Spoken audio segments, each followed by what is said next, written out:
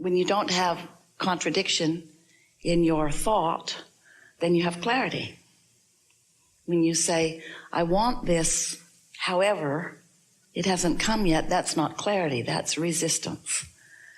When you say, I like this about it, but not this about it, that's sifting and sorting, but it's not clarity. It might be the beginning of clarity, and it might be necessary to the clarity that comes later, because sometimes you have to move about a bit in order to become clear. But clarity is the same vibrational nature that appreciation is, or love. Sometimes when people say, I love you, or do you love me, they're more focused upon the absence of the love than they are the presence of it. And so, rather than just throwing these emotional words around, we would like to explain briefly, because we know you're mostly up to speed with us. We'd like to explain briefly that your emotions are always your indicator, an indicator that the more sensitive to your emotion you are, the better. Your emotions are your indicator of your clarity. They are your indicator of your alignment with your broader perspective. And that's the part that does sometimes require some explanation, because most don't understand how emotions can even exist. Most people don't realize that they live in a vibrational world and that they themselves are vibration. You are emanators of vibration. But you are also, just to complicate it a little more, you are also more than you sitting here in this body. You are source energy at the same time that you are you sitting here in this body. And there is an ongoing, eternal connection between you and you while you're here in this physical body. In other words, you were source energy before you presented yourself here. And even though a part of who you were as non-physical energy did come into this body, the larger part of you remains as that source of the energy that is you. So that non-physical part of you, sometimes humans refer to that part of you as your soul, and we think that's a perfectly fine label. But it's this never-ending, ongoing energy stream that comes to you in your physical body from source energy. And so that part of you is active and present and aware of what you're thinking about in any moment you're thinking about anything. So the easiest way to say it is when you are having a conversation with someone, and in that conversation you have an opinion about something, your inner being is involved in that conversation too and has an opinion about it. And your emotions are the alignment or resistance, the sameness or difference between how your inner being feels about whatever it is you're focused upon in the now and how you feel about it. It's important to understand that even though your inner being is what you want to call non-physical, because you can't see or hear or smell or taste or touch that, your inner being is still present in the now. It's like Esther remembers the first time that they went to Australia. And it was very odd to call back to the office because it was yesterday back there. And Esther would say to them, well, we're living your future and you're going to like it when you get there. But of course, it was all now. It was all now. She was pretty sure that she was talking in real time to those who were back at the office. And so we want you to focus the same way about your inner being. Your inner being is focused in your now.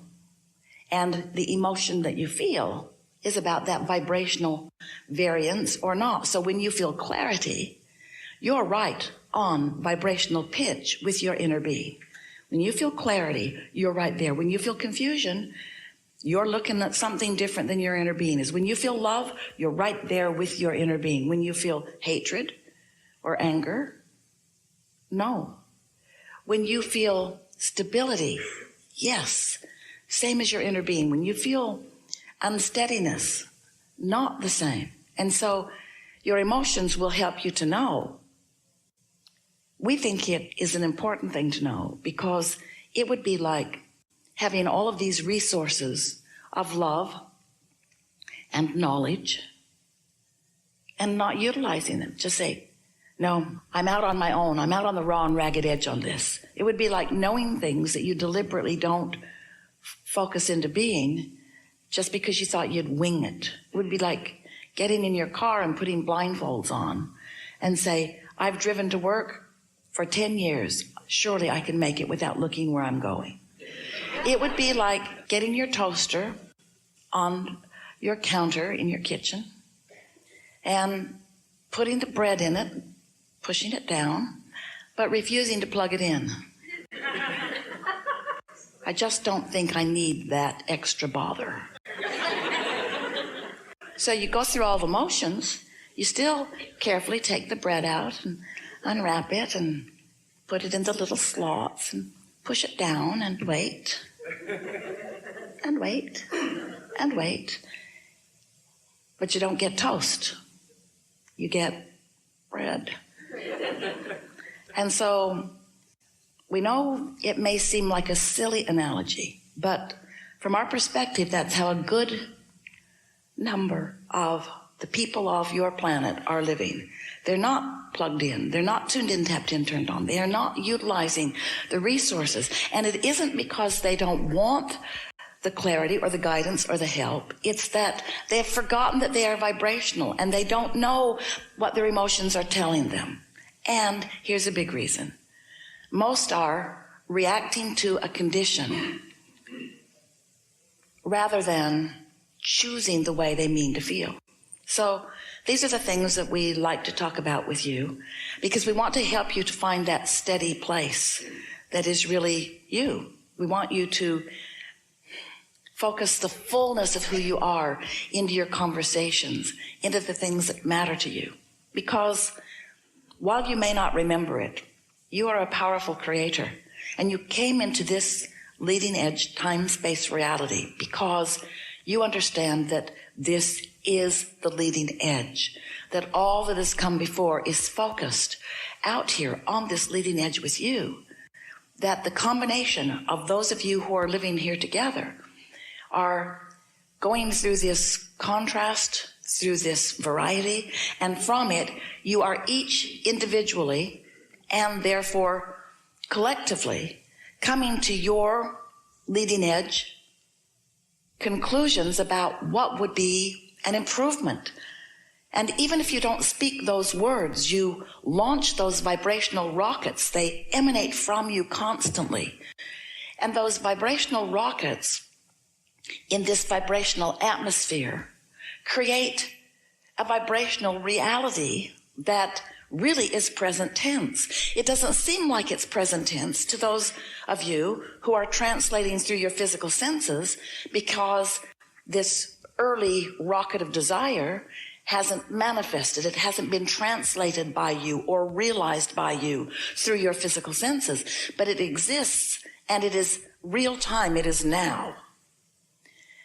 But from your perspective, there is more that will happen with this desire that you have given birth to before you can see it or hear it or smell it or taste it or touch it, before it is mature enough, maybe, but mostly before you are of the vibrational frequency of readiness to see it, to see it.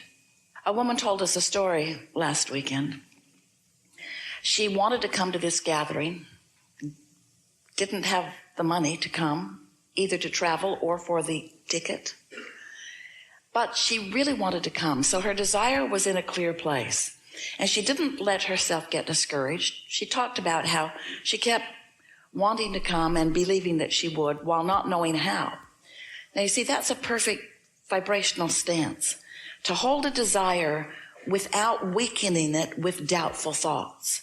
She wasn't saying to herself, oh, I won't be able to make it, or I don't know where I will find the money. She was just saying simply, I want to attend. I want to be there. I want to be there. So we've been describing this like, picture a train track with a train on the track, and the track is on very level ground. It's not on a hill, it's on a level ground. And each time you identify a desire, it's like you plunk an engine, a strong engine, on this end of your track. But if at the same time that you identify your desire, you also add, but I don't know how it's going to come about, or I can't possibly do that to it, you put an equal engine on the other end of the track. So now you've got two engines pulling against themselves, and it makes you feel tension, and it also keeps you from going toward what you want. But this girl did not do that. She had clear desire about what she wanted and did not put any engines on the other end of the track.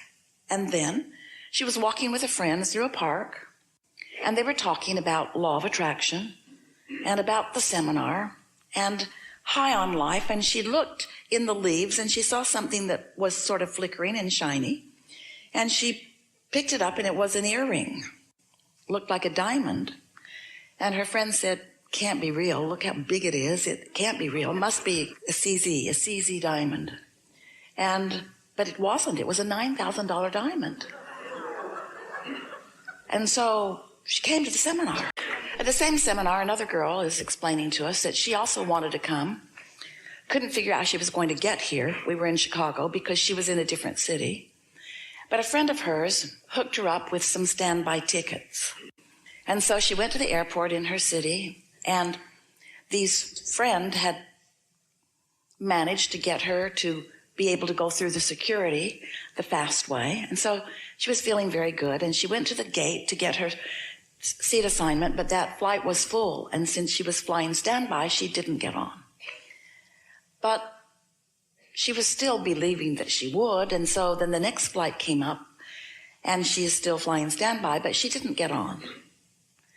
And so now she is beginning to wonder. She calls her friend who's in another city, just getting ready to board her flight, and she says, well, so far I haven't gotten on. And her friend said, well, maybe you could fly to New York, because there are more flights from New York to Chicago. Maybe you could fly to New York, and then you could get to Chicago.